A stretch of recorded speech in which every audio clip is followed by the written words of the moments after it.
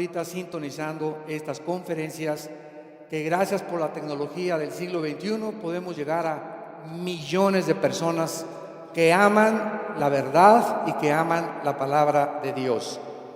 Antes de continuar con la serie que estamos desarrollando, la invasión de los ángeles caídos, les recordamos el seminario profético que vamos a tener aquí en este auditorio del norte, el 7 y el 8 de abril. La entrada es gratuita, desde luego, y pueden ustedes, vamos a comenzar el viernes con una conferencia, 2 conferencias el sábado y 2 conferencias en la tarde del sábado. O sea, van a ser 5 conferencias y culminamos desde luego el domingo.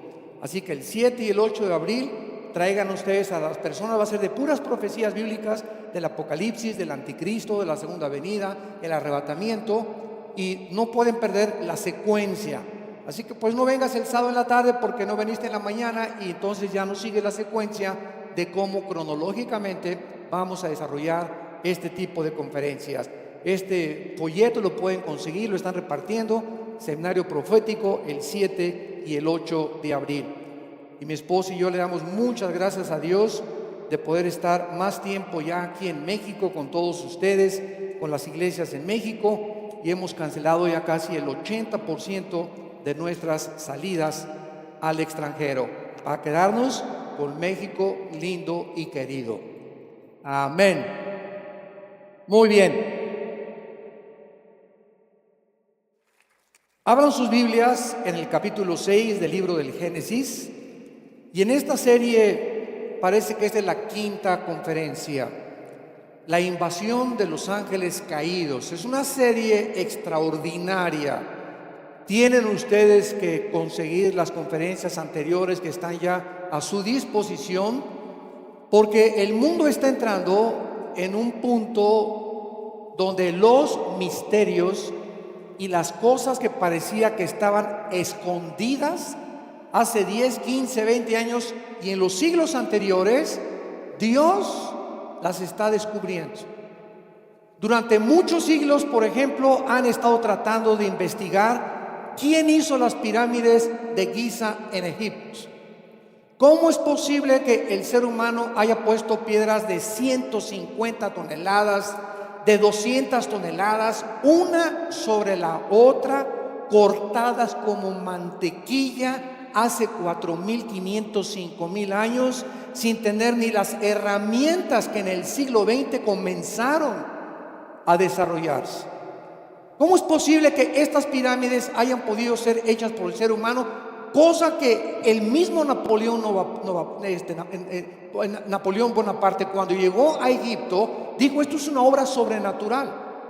Y dejemos ya esto, porque en las conferencias anteriores me extendí bastante y profundicé sobre el sistema también de impermeabilización que tienen. Qué increíble que estas pirámides de más de 4.000 años no se hayan erosionado con el viento. En la casa tuya y en la nuestra tengo que impermeabilizar. Este edificio lo tenemos que impermeabilizar cada 2, 3 años, cada 5 años. Todo requiere protección. Estas pirámides nunca se han impermeabilizado, nunca se les da una capa de pintura y permanecen intactas en más de 4.500 años. ¿Cómo es posible que esta misma estructura aparezca cientos de kilómetros en Machu Picchu en Perú, en Bolivia, en Stonehenge en Inglaterra, en Yucatán, en las pirámides de Quetzalcóatl y de Chichén Itzá, en Israel, al norte del Galilea, donde hay 5 círculos de piedras de más de 100 toneladas que no se pueden ver desde el punto de vista humano? Tienes que subirte a un avión para ver desde arriba, arriba del mar de Galilea, que están esta construcción parecían que fueron observatorios celestes que hace 4 o 5.000 años fuimos visitados, dicen, por extraterrestres. Y ahorita tú prendes el Discovery Channel, el History Channel, y por todos lados la investigación es que los extraterrestres visitaron la Tierra. Esto no es posible que el ser humano lo haya hecho. Y en los monumentos megalíticos aparecen formas de platillos voladores y formas de personas grandísimas y de gigantes principalmente, donde la historia nos da testimonio que sigue la ciencia completamente absorbida por estas investigaciones sin llegar a poder dar una explicación más que los extraterrestres visitaron la Tierra y el conocimiento de estas civilizaciones que visitaron la Tierra les proporcionaron a los seres humanos estos conocimientos que son imposibles. Los mayas en Yucatán, sin telescopio, sin calculadora, sin computadora, pudieron descifrar y pudieron armar el ciclo de los 365 días del año, el año lunar, los signos del zodíaco, todos los monumentos en Yucatán apuntan hacia todas las estrellas y a los 4 ángulos de la Tierra. Esto es impresionante, cómo pudieron hace 4.500, 5.000 años los seres humanos, donde comenzaban apenas a desarrollarse la agricultura. Estaban ordeñando las vacas, no tenían martillos, no tenían sierras con punta de diamante. ¿Cómo podían cargar? Ahorita la grúa más grande en el mundo carga 150 toneladas. No hay grúas que carguen más ahorita en el mundo. ¿Por qué? Porque ya no hay necesidad y ni siquiera se podía llegar a desarrollar una grúa con estas capacidades. ¿Quién pudo montar estas piedras como en Machu Picchu, que están en una colina? Oye, si quieres hacer una construcción, la haces en una cimentación, ¿verdad? Donde haya una base buena y que no se comiencen a hundir. Y todos los edificios en el mundo, comenzando con Bellas Artes aquí en México, se están hundiendo cada año centímetros y pulgadas. Las pirámides de Egipto no se han hundido media pulgada en 4.500 años. ¿Quién conocía la estructura de donde las pusieron para saber que podían aguantar durante 4.500 años miles de toneladas de piedra? Entonces nos encontramos en misterios donde, como la ciencia no puede entrar ni puede penetrar por la investigación científica, pues tienen que contestar: fuimos visitados por extraterrestres. Y la verdad es que esto es así. Fuimos visitados y siguen en el mundo estos supuestos extraterrestres que la Biblia le llama ángeles caídos. Estamos completamente acompañados en el mundo y ellos han proporcionado y han aportado conocimientos, porque este mundo en el cual tú y yo vivimos, antes de que Adán y Eva fueron puestos en el huerto del Edén, este planeta Tierra estaba antes ocupado por ángeles caídos, con un querubín llamado como jefe Lucifer.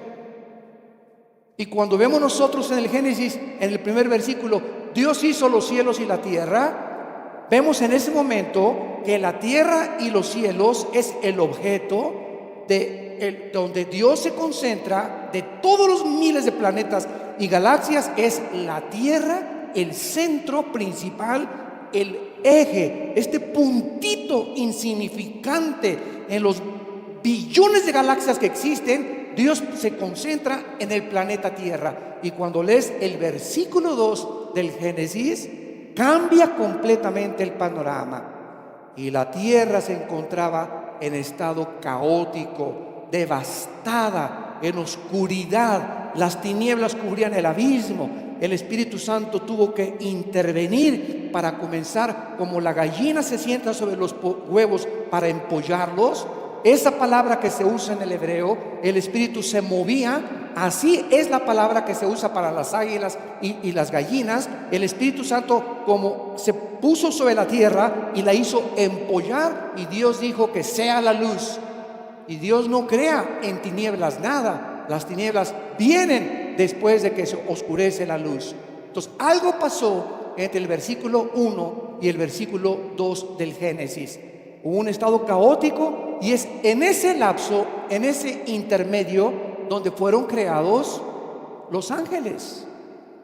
Por ejemplo, lo vamos a ver más adelante en Job, capítulo 38, dice la Biblia que los hijos de Dios, que es una frase que se refiere a los ángeles caídos, estaban con Dios cuando Él estaba tomando las medidas del mundo, y se regocijaban como Dios ponía las medidas, el diámetro del mundo, la circunferencia del mundo. Dios calculó matemáticamente la forma de la tierra, la velocidad de la tierra sobre su eje, sobre el sol en 365 días, cómo Dios pudo calcular cronológicamente y cronológicamente la distancia entre el sol y la luna para que hubiera invierno, primavera, verano y otoño, para que pudiéramos nosotros habitar. Dios hizo una atmósfera entre oxígeno y hidrógeno y gases perfectos para que nosotros pudiéramos respirar, y nuestros alvéolos pulmonares fueron diseñados exactamente para el mundo en el cual nosotros estamos, y las manzanas de la tierra y las uvas y los frutos y todo lo que existe a nuestro alrededor fue diseñado para nosotros. Pero antes de nosotros ya existían los ángeles. Ya existían los ángeles, y la rebelión de los ángeles angelical hizo que Satanás se viniera a este planeta. Dice la Biblia en Isaías 14 del 12 al 14, que Satanás cayó aquí en la tierra, y de aquí dijo: subiré y seré como el Altísimo, sobre las estrellas pondré mi trono. O sea, Satanás planea un asalto al cielo de abajo hacia arriba. Él no estaba en el cielo, él estaba aquí en la tierra. Subiré y seré como el Altísimo. Y fue rechazado. Y cuando Adán y Eva son puestos en el huerto del Edén, ahí se encontraba la serpiente antigua, el dragón llamado Satanás. Que Satanás no es su nombre. La palabra Satanás significa adversario o enemigo. Diablo significa acusador. Entonces son títulos nada más. El nombre de él es Lucifer, la estrella resplandeciente de la mañana, o el que porta la luz, el querubín más perfecto, la obra más grande de arte de Dios que Dios jamás haya hecho nunca, fue Lucifer. Coronado con sabiduría, con poder, con esplendor, con belleza. El capítulo 28 de Ezequiel, que lo vamos a ver después, ¿verdad?, nos muestra cómo fue creado Lucifer. Y este esplendor hizo que se ensoberbeciera y llegara a creer que puede ser igual a Dios. Y es el mismo sentimiento de los seres humanos que fuimos criados después de ellos. Cuando el ser humano dice: yo no necesito a un Dios que me dé mandamientos.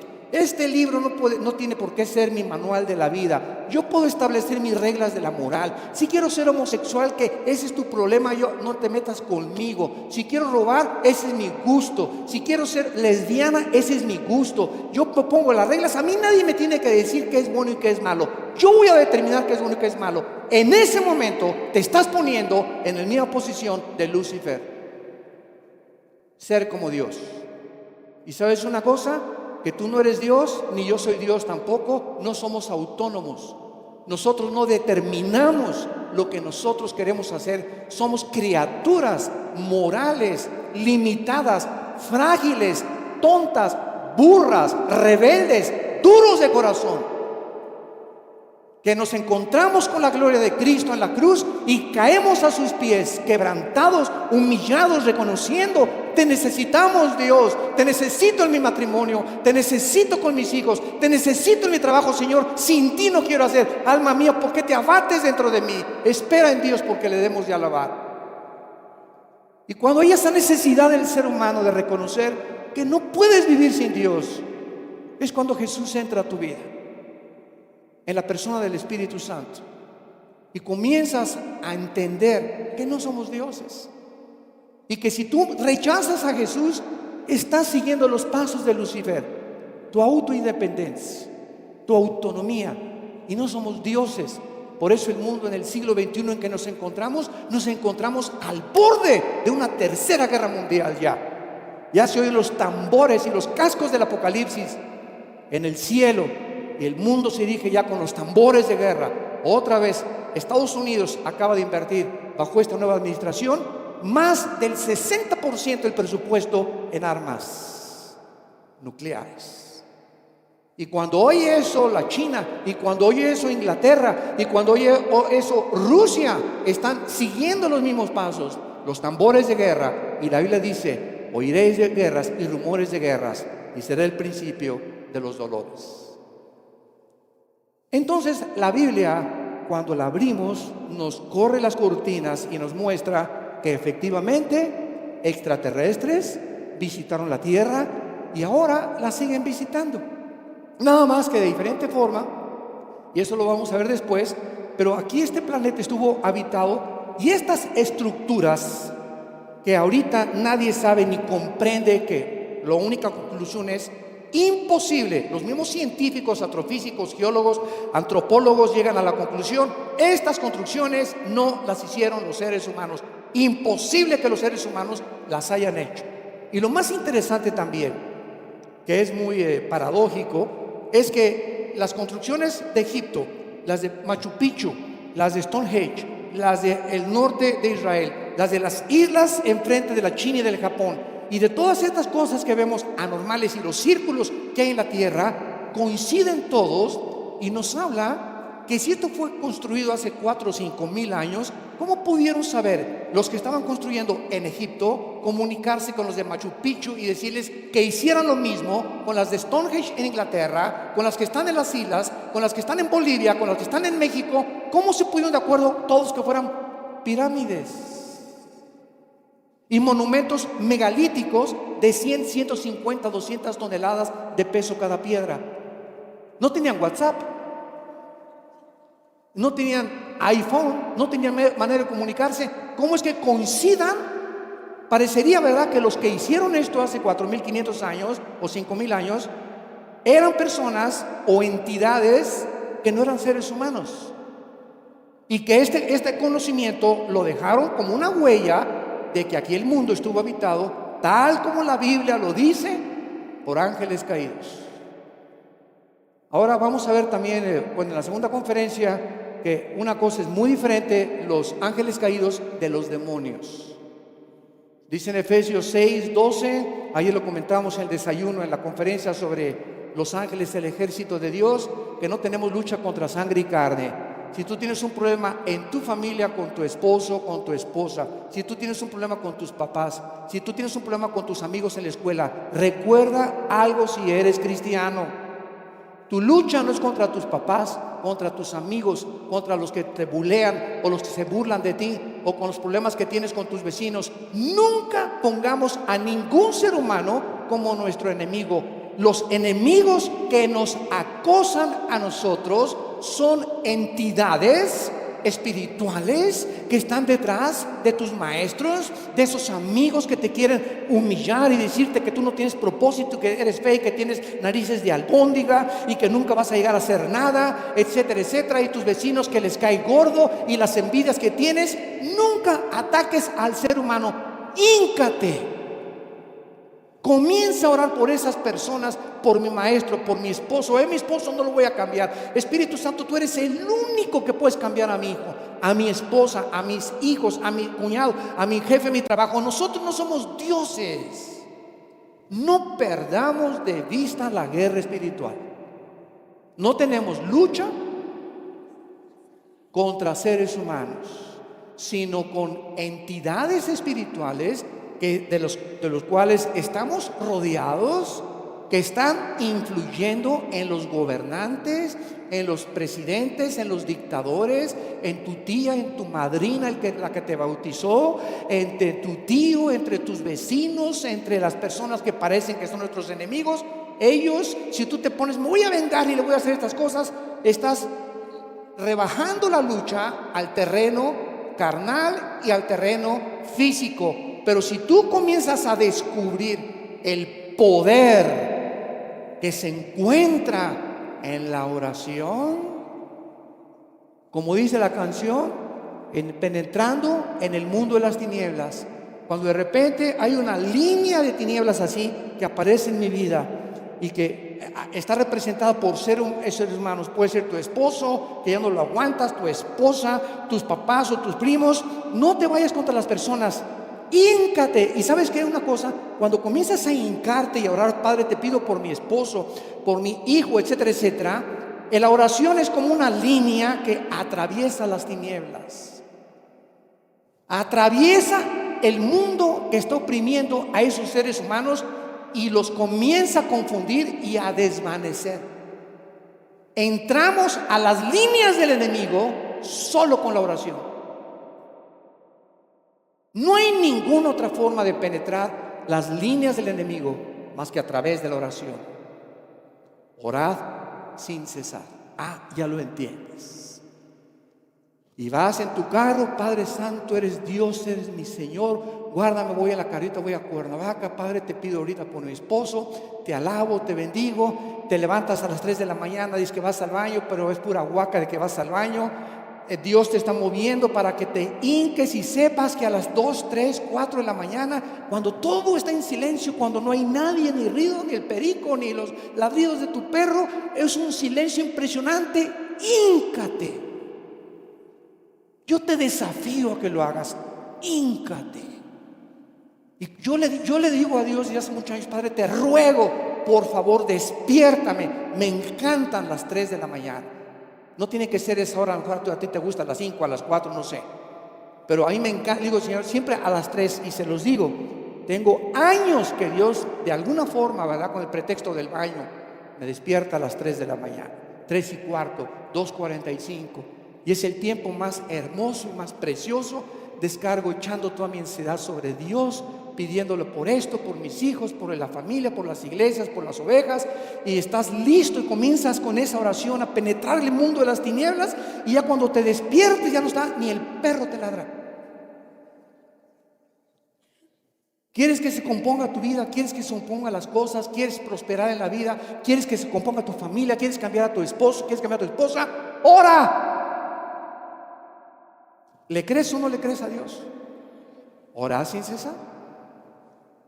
Génesis 6 nos habla y nos describe el primer ataque a la genética del ser humano. Esto es maravilloso y es increíble. Siempre casi me gusta usarlo como una de las más grandes evidencias de que el libro que tenemos en nuestras manos es inspirado sobrenaturalmente por el Dios creador de los cielos y de la tierra. Las evidencias de la Biblia son abrumadoras. Nadie se atrevería a poder tratar de decir que es un libro hecho por hombres. Igual que como las pirámides concluyen, esto es obra, no es de hombres. Cuando tú conoces la Biblia y lees el registro de la genética, de la química, de la física, de la biología, de la antropología, de la geología, de la literatura y todas las disciplinas académicas que tiene este libro, nadie puede llegar a concluir y decir: lo hicieron los hombres. Tendrías que estar loco para llegar a esa conclusión. O realmente, ¿verdad?, tener la luz enfrente de ti y decir: no, no es luz, es tinieblas. Ese es otro problema. Cuando nosotros llegamos al libro del Génesis, vemos que hay un ataque de estos ángeles, como vamos a ver, caídos, que poblaron la tierra antes que nosotros, que estuvieron durante la creación y que habitaron este mundo y que siguen visitándonos. Asústame en forma de platillos voladores. Ahora se comienzan a explicar. Como me dijo una persona una vez: oye, ustedes los cristianos no creen en los ovnis. Dije: ¿quién te dijo que no creemos en los ovnis? Son fenómenos que no pueden negarse. Claro que hay falsificaciones y en todo hay una falsificación, pero hay evidencias, ¿verdad?, de videos verdaderos de pilotos como Cooper, uno de los astronautas norteamericanos, que cuando le dio más de 12 vueltas a la Tierra, él se enfrentó con un ovni y lo reportó a la NASA.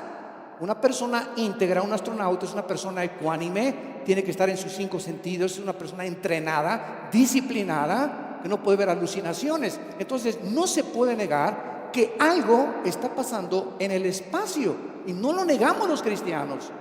Pero para los cristianos, estos fenómenos que están desde 1946 y se están multiplicando cada vez más en el cielo, sabemos quién se encuentra detrás de ellos. No lo negamos. Para nosotros no son ovnis, objetos voladores no identificados. Para nosotros son ovis, objetos voladores identificados. ¿Por qué? Porque sabemos que la atmósfera y el aire, Efesios 2, del 1 al 2, se le llama a Lucifer el príncipe de la potestad del aire.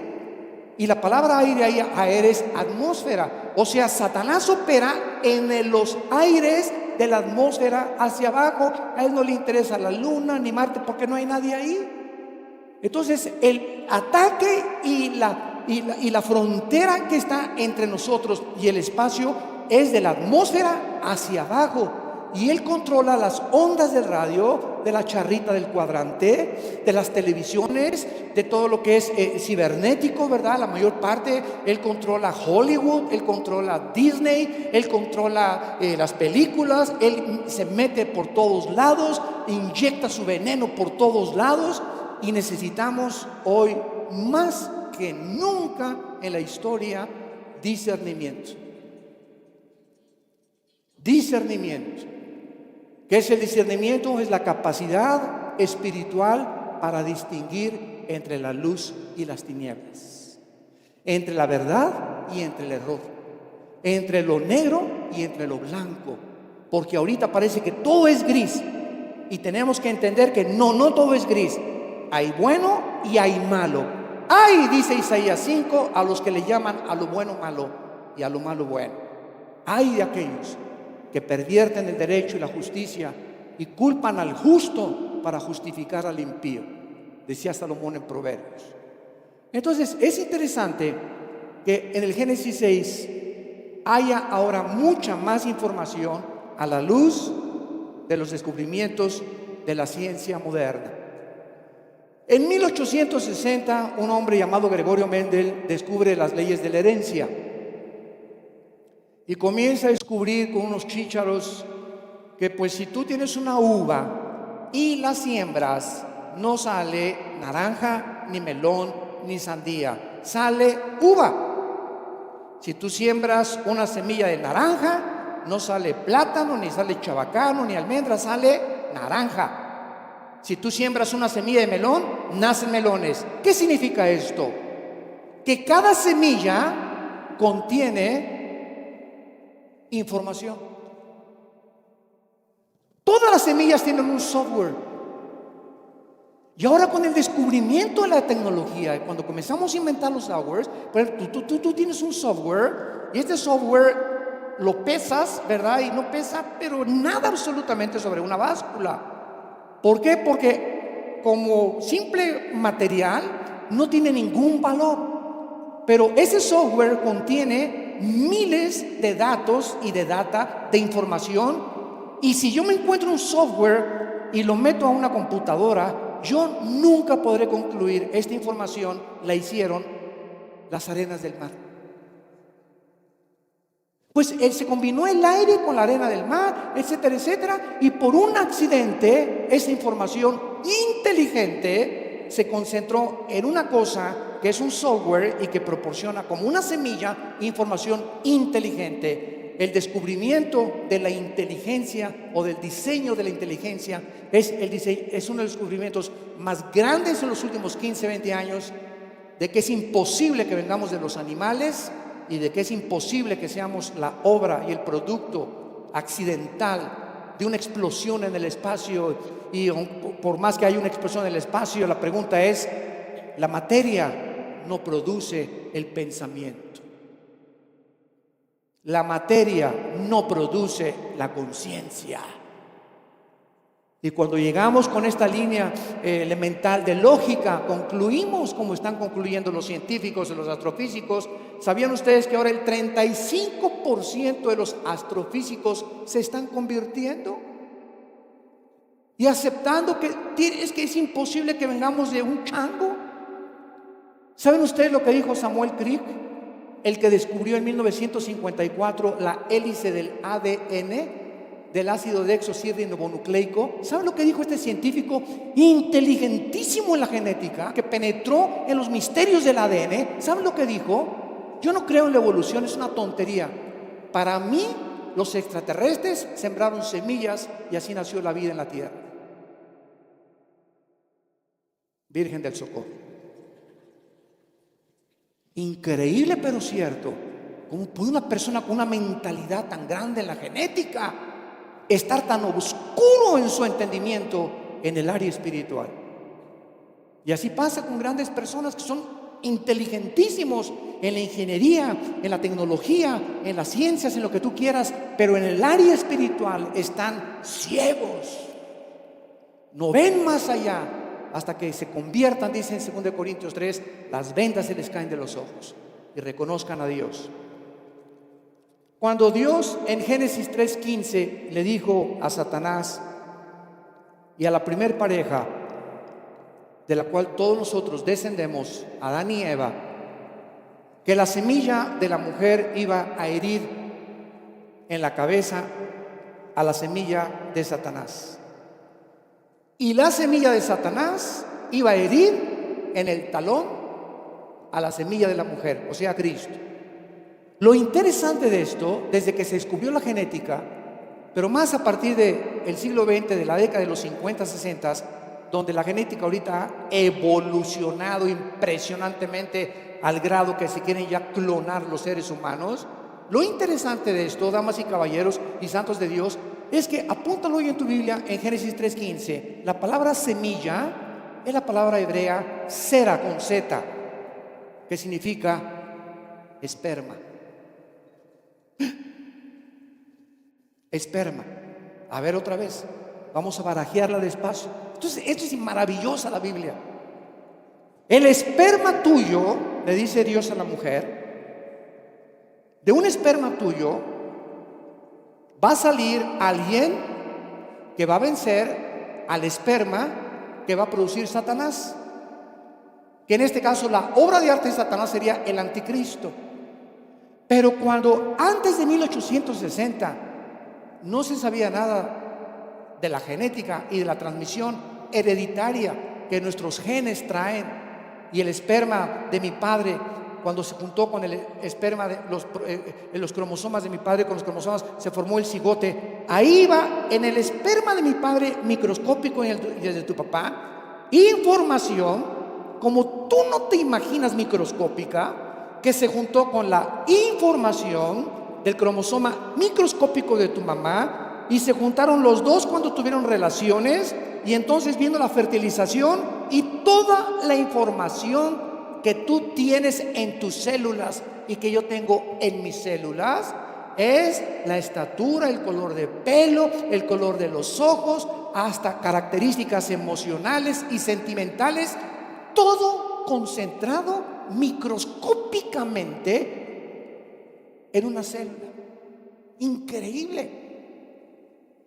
Y cuando vemos nosotros esto, chocamos con la Biblia. A ver, vamos a barajearlo otra vez, Señor. A ver, señor teólogo, explíqueme esto. Las mujeres no tienen semilla. El que tiene la semilla es el varón. Amén. Nosotros somos los varones, los portadores de la semilla, porque nosotros tenemos un cromosoma que las mujeres no tienen, que es el cromosoma Y. Las mujeres tienen dos cromosomas XX y nosotros tenemos XY, y lo sigo repitiendo e insistiendo porque esto es maravilloso. Entonces, si tú eres varón y yo soy varón, es porque el cromosoma Y de mi papá fertilizó los dos X de mi mamá y salimos varones. ¿Qué les digo? El cromosoma determina el género. Si es X, es mujercita; si es Y, es hombre. Entonces, ¿cómo dice Génesis 3:15 que la semilla de la mujer? Pues en aquel tiempo todavía no tenían los medios de investigación que tenemos nosotros, pero pasaron los siglos, y entonces, como unos 30 siglos después, Dios le revela a un profeta llamado Isaías en el capítulo 7. Fíjense la revelación de Dios cómo es progresiva. Tu semilla, y nadie entiende esto, pasa el tiempo y da más información, Dios, más luz. Pero una mujer virgen parirá al Mesías. Ya hay más información, pero viene más complicación. A ver, primero, la semilla no la trae la mujer. Ahora, una virgen es la que va a parir al Mesías, pero ¿cómo puede, si es virgen, parir al Mesías? Si una virgen no puede parir a nadie porque es virgen. Tendría que dejar de ser virgen para parir a un hombre, ¿correcto? Entonces seguía el misterio. Y este misterio Dios no nos lo revela hasta llegar al Evangelio de Lucas y al Evangelio de Mateo. Y entonces manda Dios del cielo, ayer en el desayuno, en la conferencia hablamos de esto, a un ángel que es el correo de Dios, que se llama Gabriel. Y Dios manda a Gabriel a la tierra a visitar a una jovencita entre los 14 y 16 años de edad, llamada Miriam, que se traduce María, pero en el griego es Miriam. Y el ángel se le aparece a María y le dice: María, ¿vas a ser mamá? Fíjense la revelación de Dios, ¿no? Y aquí todavía no se, en 1860 todavía Méndez no descubría nada. Y esto fue escrito hace 2000 años. Señores ateos, tercos, cabezones. ¿Vas a ser mamá? Y le dice María al ángel: pero ¿cómo que voy a ser mamá? Si ni a Cancún nos hemos ido, José y yo. Estamos comprometidos. Para que una mujer se embarazara en esa antigüedad sin haberse casado, no se imaginan, hasta la ley le hubieran aplicado con todas las de la ley. Y entonces el ángel Gabriel le dice a María: María, no temas, porque lo que vas a engendrar no va a ser el producto del esperma Y, que es lo que determina el varón de tu novio, de José, sino que el Espíritu Santo te va a cubrir, y el santo ser que va a ser fertilizado con tu óvulo XX va a ser Dios quien va a proveer el cromosoma Y, porque iban a ser un salvador y no una salvadora. Esto es impresionante. No iba a ser un cromosoma X con los dos X de María. Tenía que ser el cromosoma Y, que es el que determina el género masculino. ¿Por qué tenía que ser varón? Simplemente porque la infección del pecado la traemos los hombres. Desde que se infectó Satanás en su cromosoma Y, todos los cromosomas Y de todos los varones que nacen, todos nacimos infectados. En otras palabras, ¿entiendes ahora Romanos 5:12? Te lo sabes de memoria, ¿para qué lo buscas? De la manera que el pecado entró al mundo por un hombre, el pecado pasó. Esto fue escrito hace 2000 años por el apóstol Pablo. Esa palabra pasó es una palabra genética. Pablo ya está hablando que algo se transmitiría de generación en generación. Así el pecado pasó a todos los hombres, por cuanto todos pecamos. Pablo se volvió a equivocar. Vean ustedes la Biblia, lo que aparentemente parecen contradicciones. A ver, Pablo, aquí la regaste, ahora sí te agarré. ¿Sabes una cosa? ¿Quién fue el primero que pecó? ¿Adán o Eva? ¿Perdón? Eva. Pero Romanos 5:12 contradice eso, porque Romanos 5:12 dice que el pecado entró por un hombre.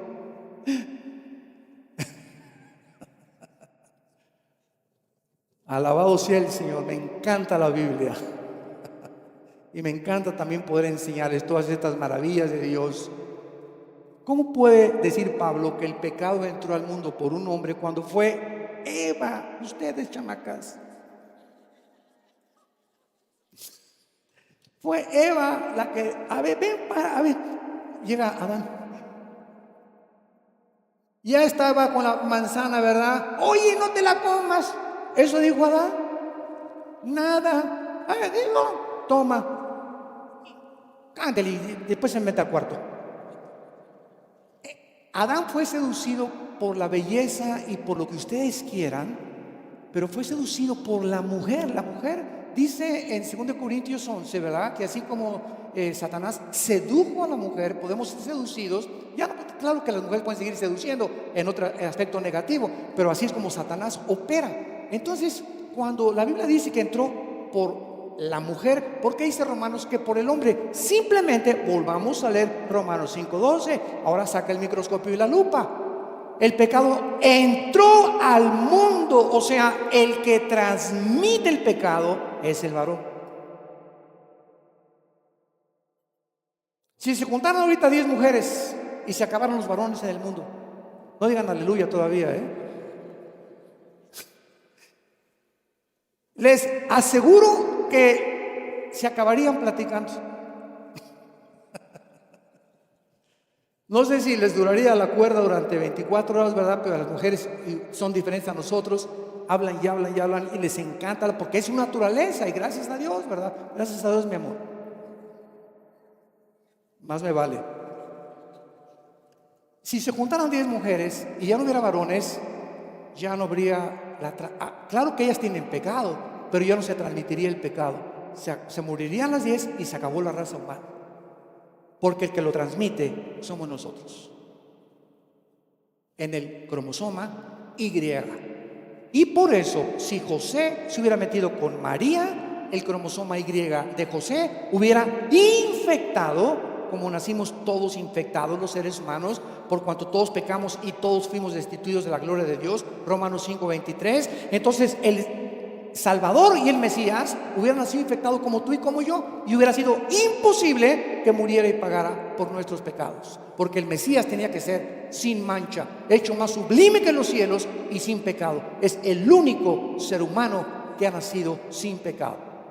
Abraham, Isaac y Jacob, las vírgenes, los papas, los santos, Santa Rita de Casia, no hay nadie que haya nacido sin pecado. La misma María, Miriam, tuvo que ir a purificarse de acuerdo a la ley. Lucas capítulo 2, después de parir a Jesús.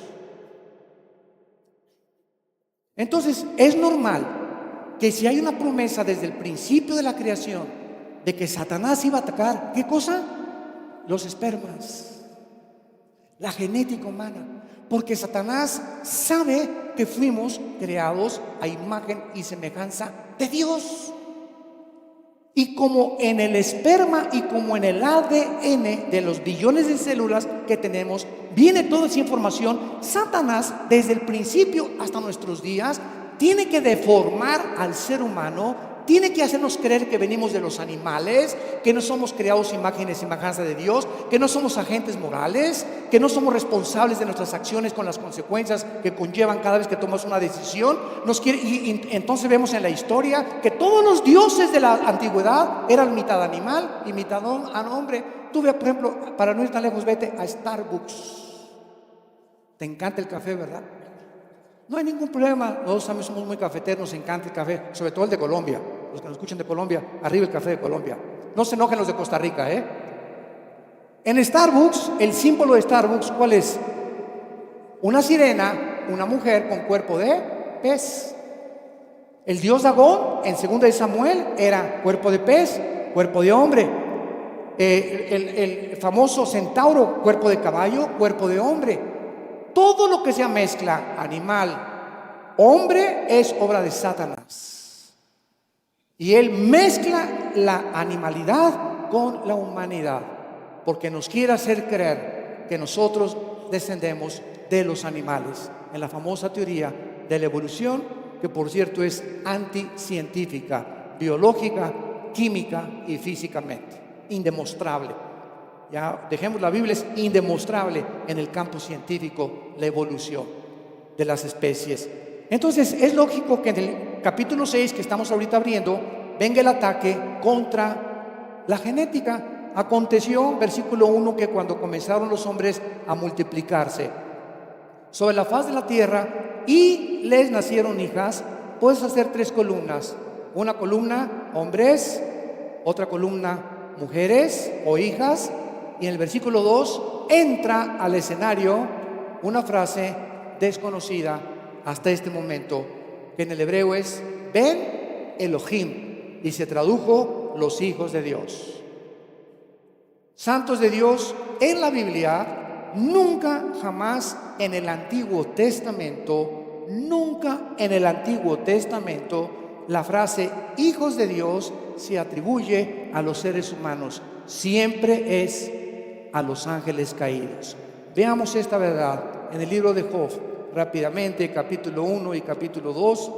Dice el libro de Job, capítulo 1, versículo 6: un día vinieron a presentarse delante de Jehová los hijos de Dios, entre los cuales también vino San Martín de Porres. ¿Eso dice? No, ¿verdad? Entre los cuales vino Satanás.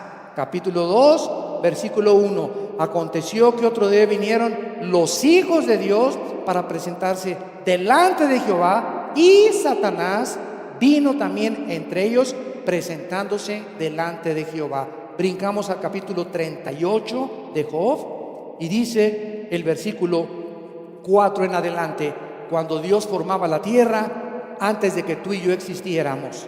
¿Dónde estabas tú?, le pregunta Dios a Job, cuando yo fundaba la tierra. Házmelo saber si tienes inteligencia. ¿Quién ordenó sus medidas, si lo sabes? ¿O quién extendió sobre ella cordel? ¿Sobre qué están fundadas sus bases? ¿Y quién puso su piedra angular? Cuando alababan todas las estrellas del alba y se regocijaban todos, ¿quiénes? Los hijos de Dios. 4 veces, y en el Salmo 29:1, solo 4 veces en todo el Antiguo Testamento se usa la frase hijos de Dios para referirse a los ángeles. Regresamos a Génesis 6 rápidamente y vemos ahora este fenómeno que aconteció hace aproximadamente 4,500, 5,000 años. Que viendo los hijos de Dios que las hijas de los hombres eran hermosas, tomaron para sí mujeres, escogiendo entre todas. Versículo 4. Había Nepilim, apúntalo ahí, se tradujo gigantes. Es la palabra hebrea Nepilim, con P de Pedro y H intermedia. Nepilim. Y esta palabra significa literalmente los caídos. Viene del verbo nepal en el hebreo, que significa el que cae.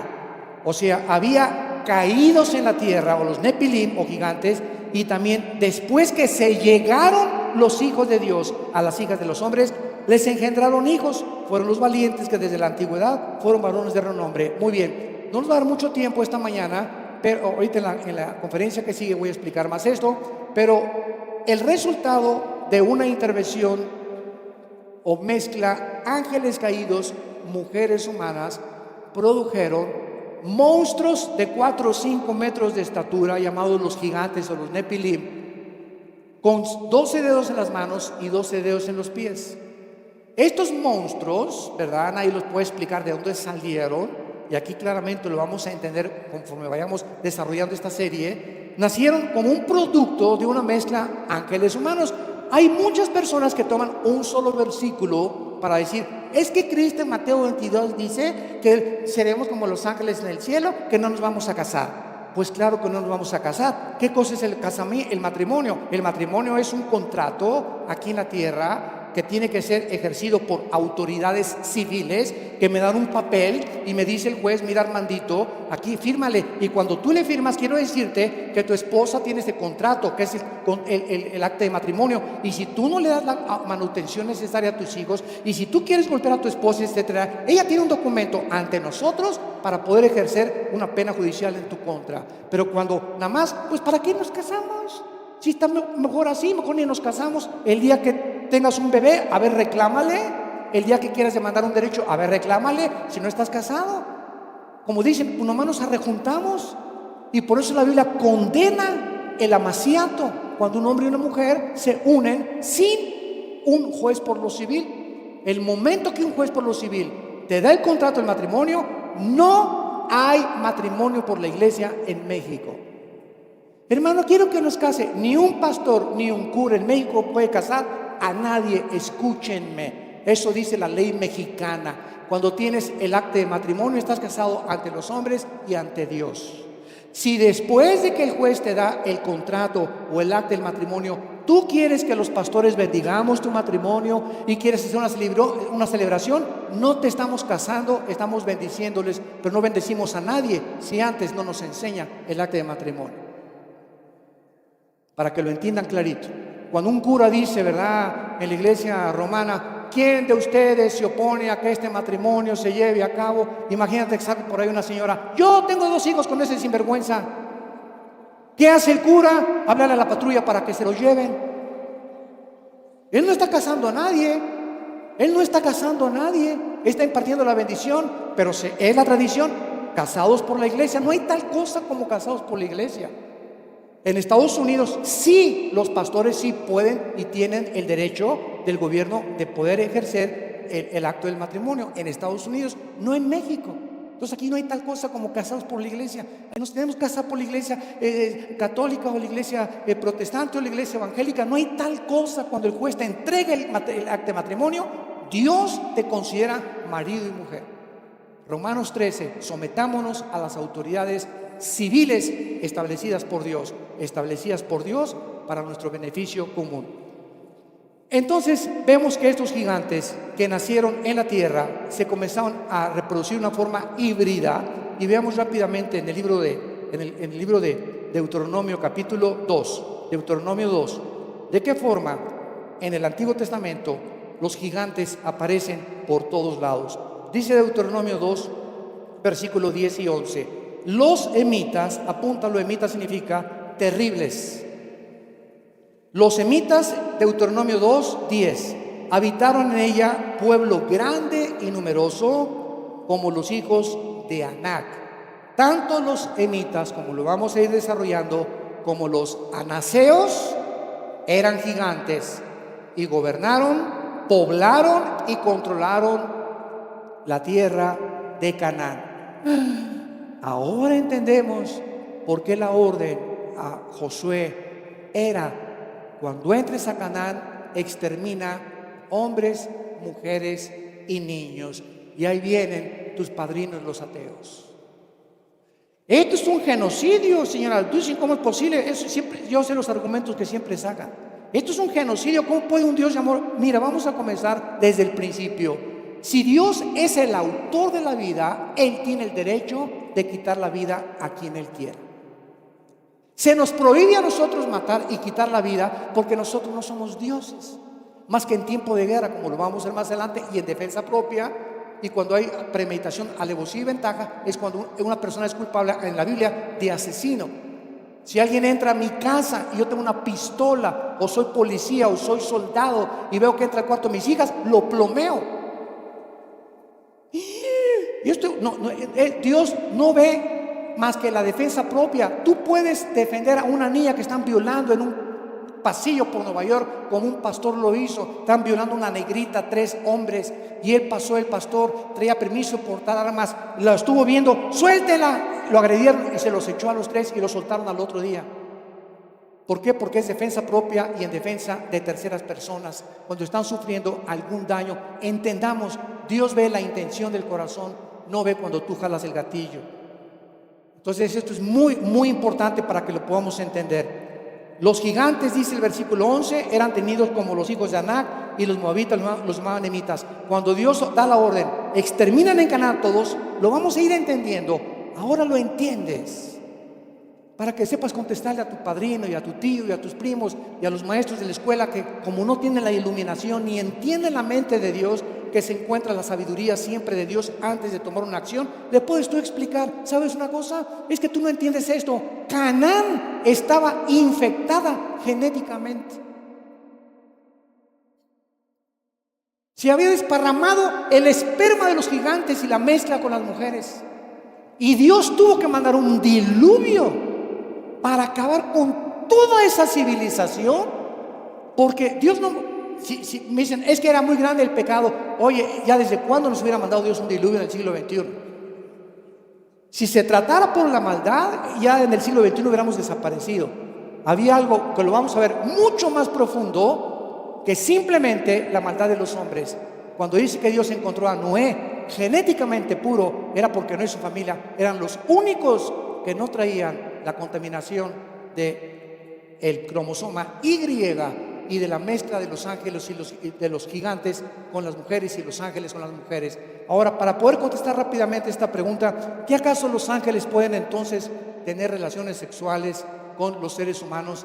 Y la respuesta es la siguiente: ahora que conocemos la genética y conocemos la forma en que se puede alterar y manipular los genes y el ADN, como ya lo están haciendo, si los ángeles no tuvieron físicamente una relación con las mujeres, los ángeles sí tienen el poder, igual que los demonios, de alterar la genética del ser humano.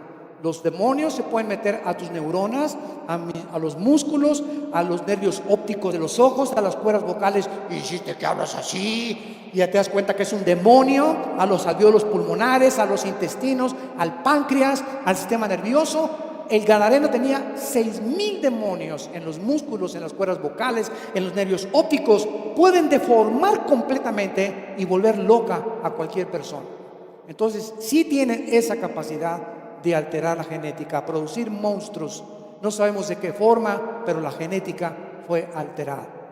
Y tú y yo, cuando recibimos a Jesucristo como nuestro Salvador, si traíamos maldiciones del pasado, que habíamos heredado en el cromosoma de mi mamá o de mis abuelos y tatarabuelos o de mi papá, el de mi papá o el de mi mamá, el que está en Cristo, nueva criatura es.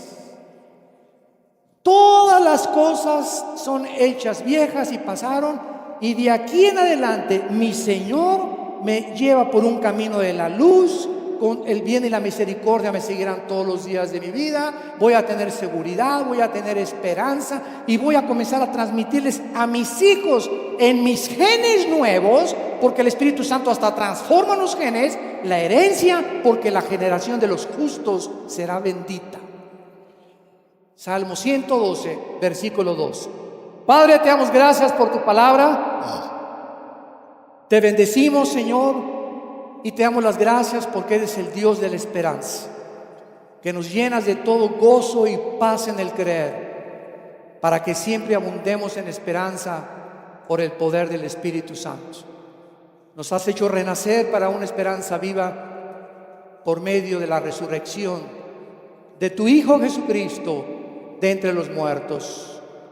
En esta mañana, y ustedes que nos ven a través de las redes sociales, les invitamos a que reciban a Cristo en su corazón. Permite que Él venga a romper todas las maldiciones de tu pasado, maldiciones que la Biblia le llama generacionales, que son transmitidas de generación en generación por el pecado del ser humano. ¿Cómo podemos ser libres de estas cosas? ¿Cómo podemos comenzar a vivir una vida nueva, con nueva esperanza, nueva seguridad, un futuro completamente distinto al infierno que muchos de ustedes han vivido hasta este momento? La respuesta es: arrepiéntete de tus pecados, arrepiéntete con todo tu corazón de tu vida pasada y reconoce que no eres Dios, que no eres una diosa, que fuimos creados a imagen y semejanza del Creador de los cielos y de la tierra, del Dios y Padre, de Jesucristo nuestro Señor y Salvador. Ábrele tu corazón a Jesús y dile: Señor, perdona mis pecados. Creo que en esa cruz, con tu sangre preciosa, es la medicina para lavarme y sanarme de las maldiciones y del pecado que he cometido. Entra a mi corazón, Señor, te recibo como mi Dios, mi Salvador, y que tu Espíritu Santo desde este instante comience a manifestarse en mi vida con esa paz que vienes a darme, que yo no conocía y que sobrepasa el entendimiento. Y gracias, Señor, porque la corta vida que nos queda la quiero vivir para ti, para conocerte y hablarle a un mundo en tinieblas, un mundo perdido, que tú vives y que hay esperanza para vivir después de la muerte. En el nombre de Jesús. Amén. ¡Qué libro más maravilloso! ¡Qué libro más maravilloso! La Biblia. Gracias a Dios. Gracias a Dios, Señor. Todos ustedes que en esta mañana hicieron esta oración por primera vez, invitando a Cristo como su Salvador, les quisiera pedir que se pongan de pie para felicitarlos y darles una bendición especial. Pónganse de pie todos los que hicieron esta oración invitando a Cristo. Mira, gracias a Dios. Gracias, que Dios te bendiga. Gracias a Dios. Gracias, que Dios le bendiga. Gracias, que Dios la bendiga. Gracias, que Dios la bendiga. Gracias, Señor. Gracias por estas almas. Gracias allá atrás. Que Dios los bendiga. Gracias a Dios. Nos ponemos en pie para recibir la bendición del Señor la bendición pastoral. Los que quieran extender su mano hacia acá, simplemente en señal que reciben esta bendición lo puedes hacer. Si no, no hay ningún problema. Que Dios bendiga tu vida, que Dios bendiga tu matrimonio. Bendecimos a tus hijos en el nombre de Jesús. Que Dios bendiga el fruto que en este momento llevas en tu vientre. Que esta criatura nazca con la bendición de Jehová.